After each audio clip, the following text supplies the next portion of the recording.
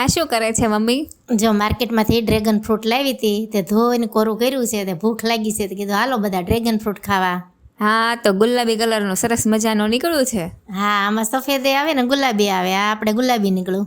તો hello friends, સર્વોત્તમ ફૂડમાં આપ સૌનું સ્વાગત છે. તો આજે છે ગુરુ પૂર્ણિમા, તો અમે મા દીકરીનો સંવાદ ચાલે છે કે શું બનાવવું. તે એની માટે તો મેં તૈયારી કરી છે, પણ કૃષ્ણાને હું બતાવું જો.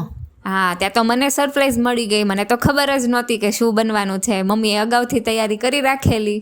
હા, તો 3 બાટલી ગોલ્ડ દૂધ લીધું છે.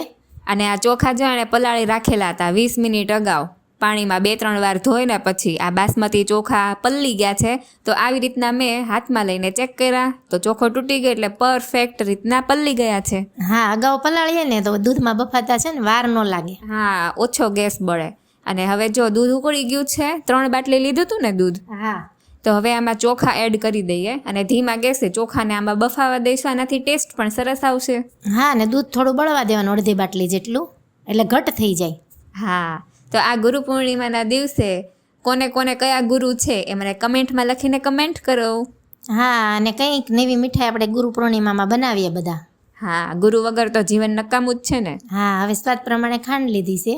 હા, અને હવે ખાંડને પણ ઓગળવા દઈએ. અને આ જો ઘઉંનો લોટ છે, તો મને એમ કે રોટલી બનાવવાની હશે. ત્યાં તો મમ્મીએ કીધું દૂધપાક જોડે તો પૂરી જ સરસ લાગે ને.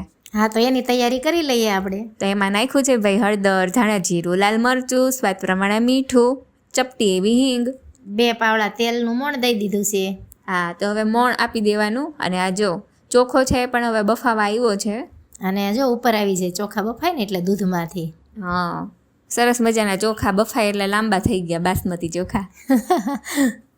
તો હવે જો મોણ અપાઈ ગયું છે. હવે થોડું થોડું પાણી એડ કરીને લોટ બાંધવાનો છે. અને જો હું જાયફળ ખમણું છું, આ જાયફળ લીધું છે ને ખમણી, હવે હું એને ખમણીશ.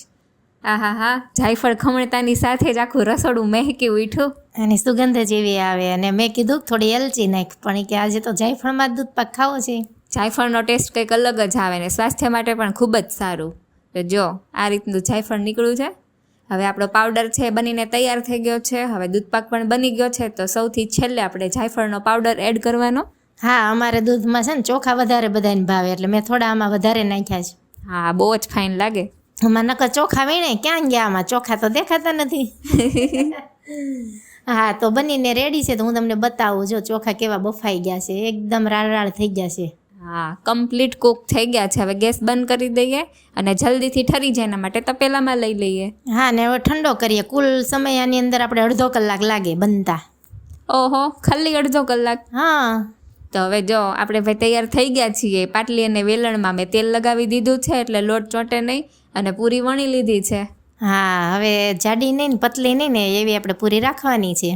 હા, તો જો આપણી પૂરી વણાઈ ગઈ છે. અને એક વસ્તુ મને બહુ જ ગમે, જ્યારે પૂરી તળાતી હોય ને એટલે હું પૂછ જ કરું, મારી વણેલી પૂરી છે ફૂલી કે નહીં, ફૂલી કે નહીં. હા, બરાબર થિકનેસ હોય, લોટ બરાબર હોય ને તો પૂરી ફૂલે જ ને. હા, તેલ તો બરાબર આવેલું હોવું જોઈએ હો. હા, તો આ ગુરુ પૂર્ણિમા છે, તો ગુરુ છે આપણને સાચો રસ્તો બતાવે. એટલે દરેકના જીવનમાં ગુરુજી તો હોવા જ જોઈએ. હા, તો જો આ ગુરુ પૂર્ણિમા નિમિત્તે સરસ મજાની આપણે ગોળ ગોળ પૂરી તૈયાર છે, સાથે દૂધપાક પણ તૈયાર છે. અને જો આપણે હું બતાવું, એક પૂરી છે દડો થઈ છે ફૂલીને. હા, સરસ બધી પૂરી ફૂલે છે. અને આમાં છે ને તેલ માપે જ મૂકવાનું. હા, બહુ બધું દાજ્યું તેલ એકસાથે નહીં કરવાનું, થોડાક તેલમાં આટલી સરસ પૂરી બની જાય.